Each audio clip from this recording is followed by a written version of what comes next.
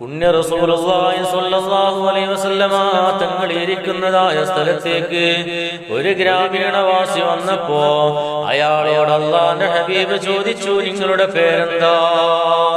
അയാൾ പറഞ്ഞു, എന്റെ പേര് ഹസുന് എന്നാണ്, ദുഃഖം. ആ സമയത്ത് അല്ലാഹുവിന്റെ ഹബീബ് പറഞ്ഞു, നിങ്ങളുടെ പേരൊന്ന് മാറ്റണം, നിങ്ങളുടെ പേര് സഹ്ല് എന്നാക്കണം എന്ന് അല്ലാഹുവിന്റെ ഹബീബ് പറഞ്ഞപ്പോ അയാൾ പറഞ്ഞു, ഇതെനിക്ക് എന്റെ പിതാവ് ഇട്ട പേരാണ്, ഞാൻ മാറ്റൂല.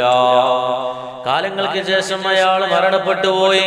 പിന്നീട് അയാളുടെ മകനായ സഈദ് ബിൻ മുസൈബ് പറയുകയാ, ഞങ്ങളുടെ പിതാവ് ആ പേര് മാറ്റാത്തതായ കാരണം കൊണ്ട് ഒരുപാട് ദുഃഖങ്ങൾ ഞങ്ങൾ ജീവിതത്തിൽ അനുഭവിച്ചിട്ടുണ്ട്, ഒരുപാട് സമ്പത്ത് ഞങ്ങൾക്കുണ്ട്, പക്ഷെ ജീവിതത്തിൽ സമാധാനമില്ല.